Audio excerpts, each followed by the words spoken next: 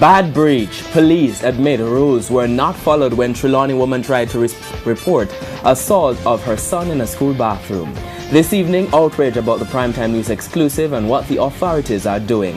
Good evening and welcome to Primetime News on air and online at onespotmedia.com. I'm Archibald Gordon. And I'm Doreen Samuels. Also this evening, to beat or not to beat children. Professor of Child Health Development weighs in. Market, money and misery. Consumers paying more for produce. Vendors defend massive hike. Attention, St. Thomas MP calls for government to set timeline for roadworks amidst fiery protests by residents. Brick by brick, Lower House of Parliament passes the building bill. And in business news, gasoline prices at 3-year high. There's also the health report, sports post commentary and weather in the primetime package. But before the break, the feedback question. What's your reaction to TVJ's story about a 7-year-old boy being assaulted by his peers in a bathroom at school? Share comments online, facebook.com/Television Jamaica and tweet at Television Jam. Please stay with us. Primetime News returns after this break.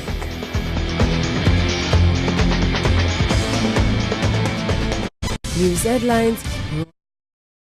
She apparently got impatient, cursed a number of expletive again, and I'm told that the behavior was so atrocious and got unbearable. So the police had to take punitive action. And in fact, she was arrested and charged for disorderly conduct. She spent the night in jail and was released the following day after receiving station bail. She went back to the police station, but said a policeman told her he couldn't help her just then. The mother says she was not given an explanation why and no statement was taken. Head of the Trelawney Police Division, Superintendent Dwight Powell, said officers did not follow proper protocol when they did not collect a statement from the outset. The incident is rather unfortunate.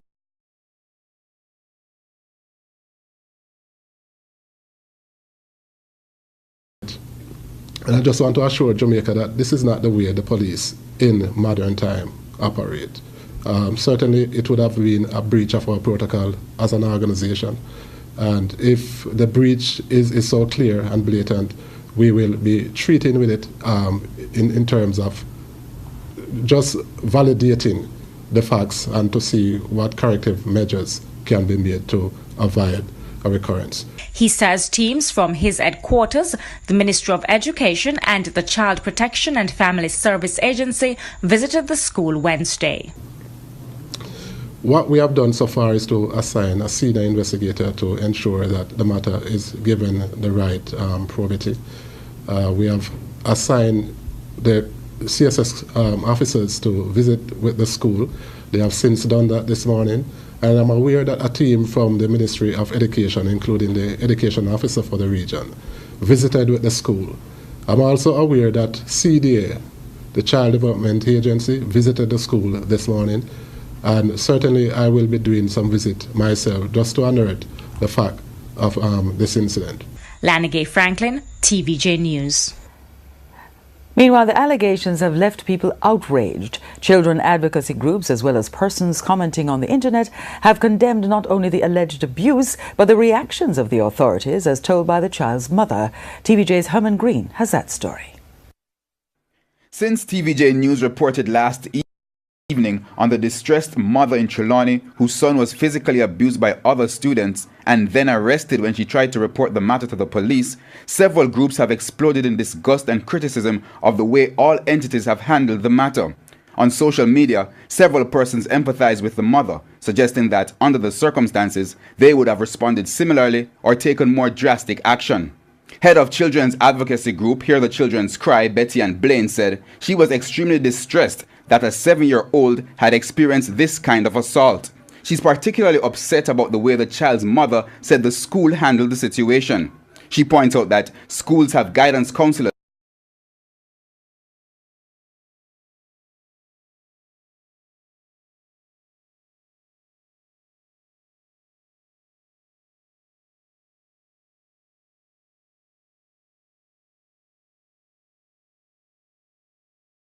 deans of discipline, principals and other specific offices for one main reason. The reason schools have all of those is that cases like these are to be dealt with efficiently, sensitively, and certainly in a timely manner.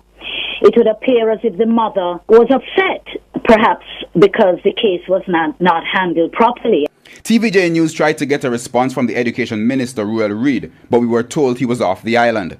The Education Ministry's Safety and Security Director, Assistant Superintendent of Police Coleridge Minto, said he was unable to comment on the matter as he did not have all the details surrounding the case. However, in a statement to our newsroom, State Minister in the Education Ministry, Floyd Green, said that the ministry's team had been tasked to investigate and that the education officer visited the Clarkstown Primary School this morning and would be preparing a report.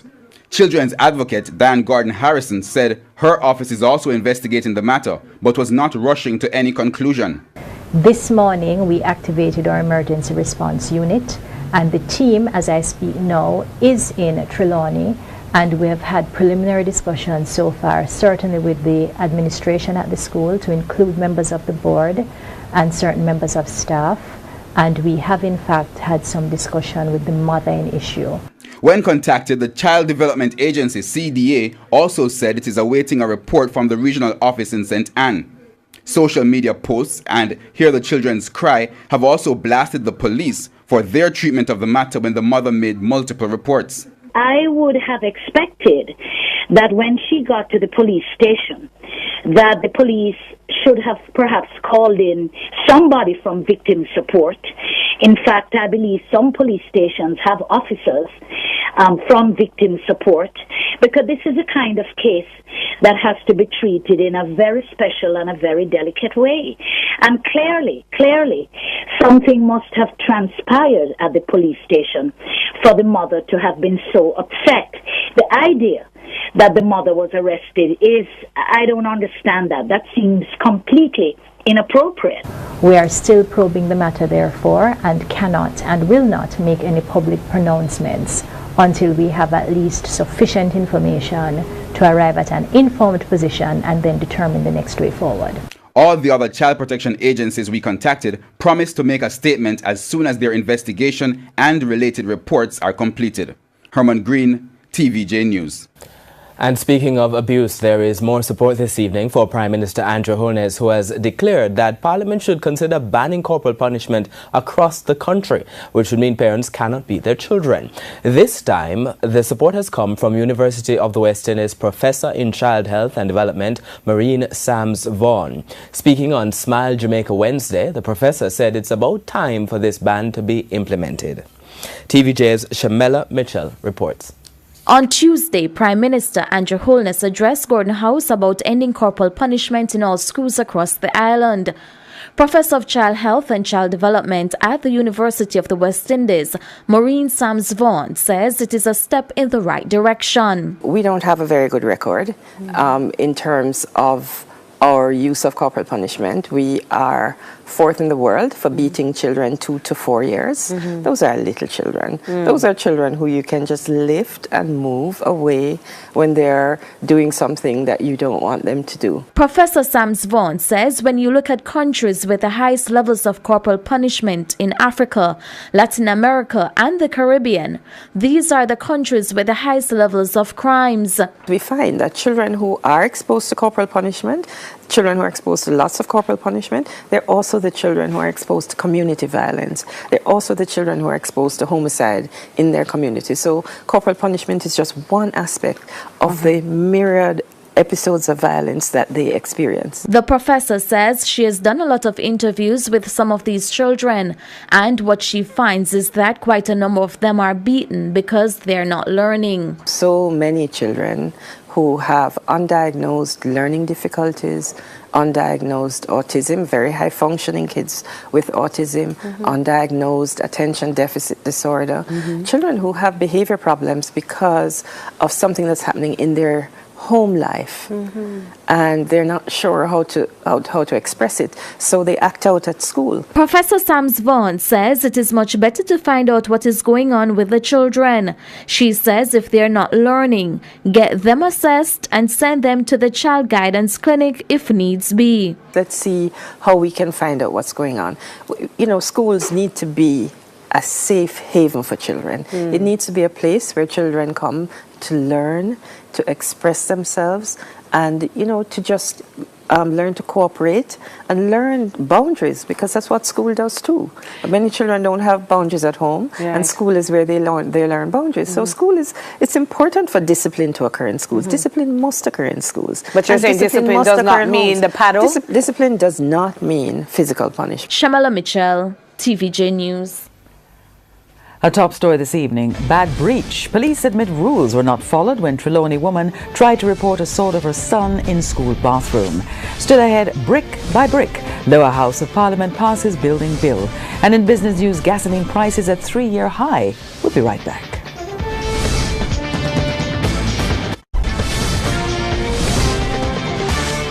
Welcome back. Continuing the news, market vendors in Santa Cruz, St. Elizabeth are defending the price markup of their produce despite mounting complaints by customers. Items such as lettuce, tomatoes and carrots have gone up. But why? TVJ's Janella Pursues has been speaking with those affected by the high costs.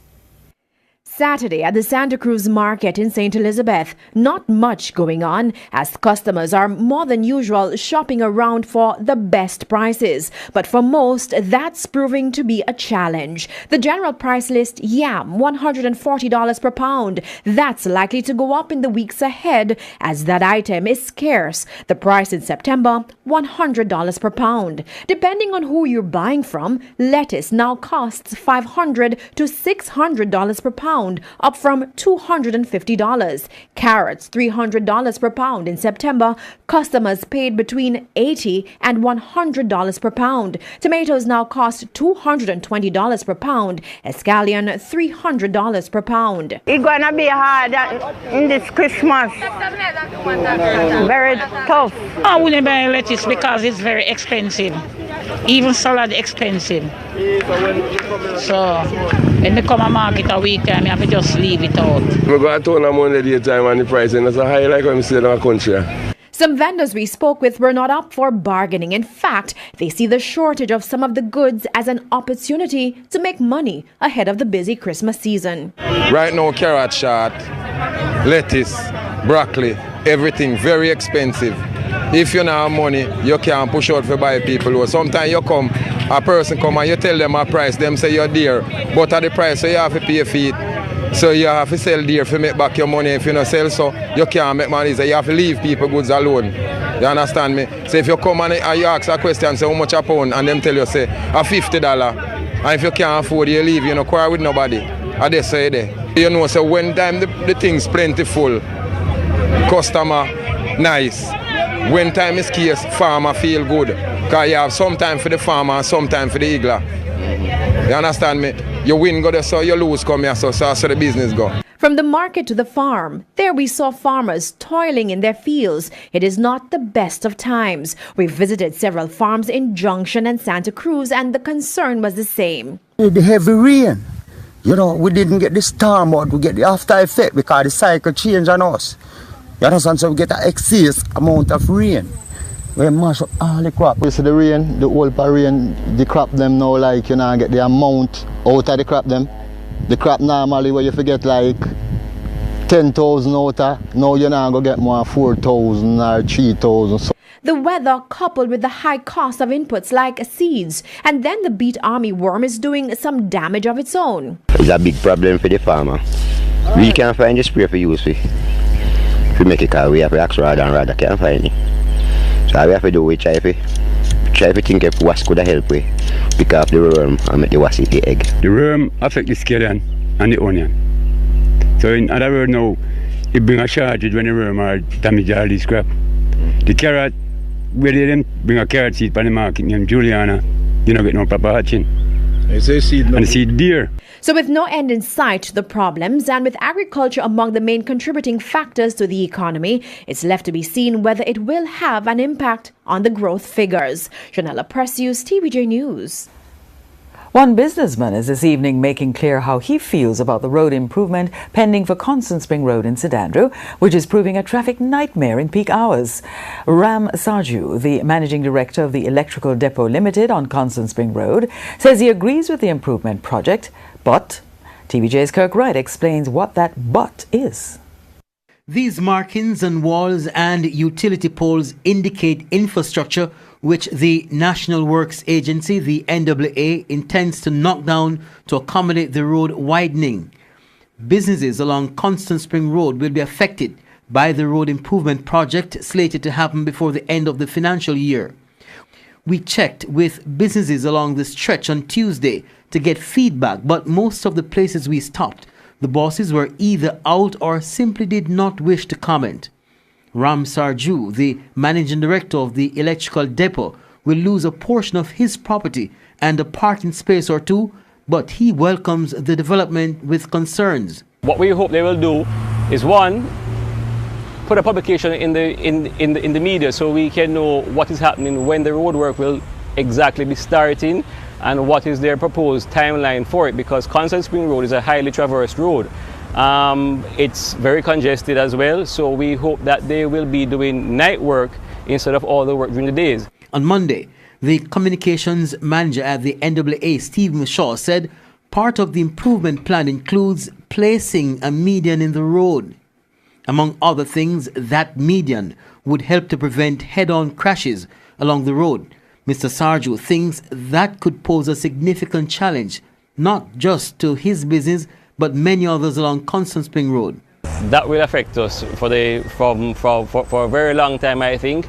I am not sure how receptive the customers will be to that over time, getting adjustment to it.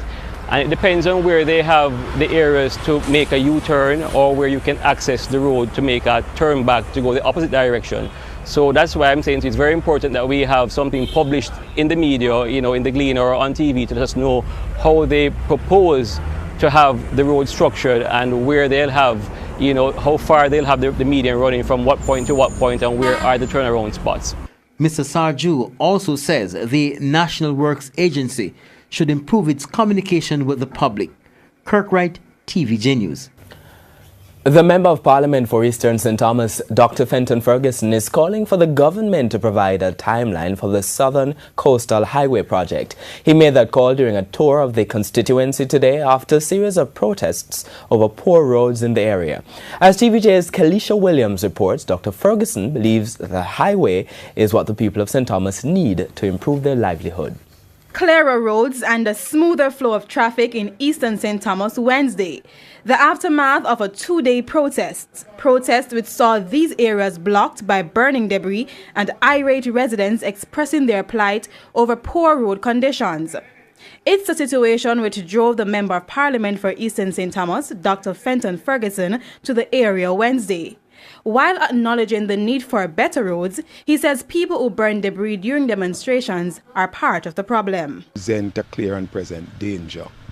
And for that, not only is the road surface being damaged, but also if you are operating close to, light and power, if you are operating close to residential areas, then there is the possibility of a crisis. But what he seems most upset about is an issue which he describes as people playing politics. He says Eastern St. Thomas has not been neglected over the years. That gives the impression that it is the eastern section that is falling down, and persons are saying after 6 term. After 6 term, when I became MP, we only had 1 high school in St. Thomas. We now have 6 high schools in St. Thomas. And we have seen many areas of growth. I've done 3 bridges. We have done the Planting Garden River Bridge, which everybody knows was a 1-lane bridge that people would have been fighting. Dr. Ferguson also asserted that patching and rehabilitation has been ongoing in some sections of his constituency, but thinks what the parish needs is the Southern Coastal Highway and not just improved road infrastructure. He's calling for the Prime Minister to provide a timeline for the project. That's the project that will create for St. Thomas and Portland opportunities for growth that the government speaks about. That is the project that will move people, goods and services in a timely manner. That's the project that will create new investment for St. Thomas and Portland. Kalisha Williams, TVJ News. The House of Representatives has passed the Building Act with 24 amendments. It will now be debated in the Senate. The National Building Bill will govern the construction sector and seeks to prevent people from building in unsafe areas. It will also address squatting. In this evening's edition of the Health Report, Chamela Mitchell looks at appendicitis. One expert told us that if appendicitis is not treated immediately, then the affected person could die. Therefore, parents and caregivers are being advised to look out for signs of this condition to avoid complications. Health Report is brought to you. Appendicitis is inflammation of the appendix. That is a large pouch-shaped organ connected to the large intestine and a part of your gastrointestinal tract. The purpose of the appendix is unknown. Some believe it contains tissue that helps your immune system process infections in your body. But either way, if it ruptures, then it can become a big problem. The first thing that usually happens is onset of pain around the center of the belly, which is around the navel. And this pain usually then migrates toward the right side, especially the lower right side of the abdomen. And this pain is usually accompanied by vomiting and fever. Most times, children are not able to describe how they're feeling. They also may have a difficult time pinpointing the pain, and they may also say that the pain is in their entire abdomen.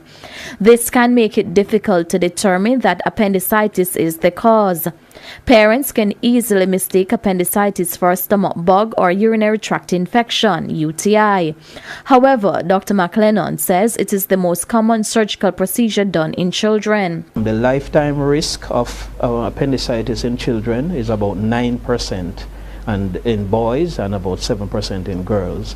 That means overall for the lifetime of a particular person, they have a 9% or 7% chance of developing appendicitis. The cause of appendicitis can be viral or bacterial, so if the area ruptures, then it would require immediate medical attention. If not, the affected person can die.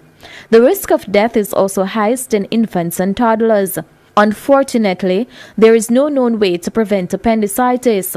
However, the standard of care is usually surgery, that is removal of the appendix once it's inflamed. However, there is increasing studies now that are being carried out to see if it can actually be treated with antibiotics, which can be done in a very small subset of patients which are specially selected, but the overwhelming evidence is still pointing in the direction of surgical removal. And remember to go to the hospital immediately if your child has symptoms of appendicitis. And also, there are no home remedies that can help. With your health report, I'm Chamela Mitchell wishing you good health. Health Report is brought to you by... A reminder that our current affairs program, All Angles with Dion Jackson Miller, comes up at 8:30. Now, Dion is here with a preview. Dion? So guess what we're talking about tonight, Doreen? The right to bear arms. The fact that many women wearing sleeveless clothes are often barred from government institutions. So with crime, with murder, with child abuse, with the price of gas, why are we even talking about this? Is this really an important issue? And is it perhaps finally time to make a change? Those issues coming up on All Angles, coming up at 8:30 right after primetime news. Right now, back to you. Thank you very much, Dion. Time now for the responses from our friends on Facebook and Twitter, and Archie is at the smartboard. Yeah, Dion was bearing arms. I saw those guns. All right, now let's tell you what today's question is. What's your reaction to TVJ's story about a 7-year-old boy being assaulted by his peers in a bathroom at school? King's son says, to be honest, both the school and parents need to be blamed. Why didn't the mother report that from the said day, and why the school hiding to give their feedback? Next comment from Westmoreland girl who says, extremely disturbing. Why was his mom arrested? I am most concerned. Michka Lawrence Boucher says, I think the police force should take things into hand, and it was silly to lock the mother away. Seems like anyone can get away with any wrongs in Jamaica. This needs to stop. Final comment from Empress Ali, who says, I think the mom should sue the school or the Ministry of Education for failing to protect her child and child neglect. Mommy, feel your pain. Keep your comments coming on Facebook and Twitter. Facebook.com/Television Jamaica, and your tweets to @TelevisionJam. Business news and news from overseas after the break.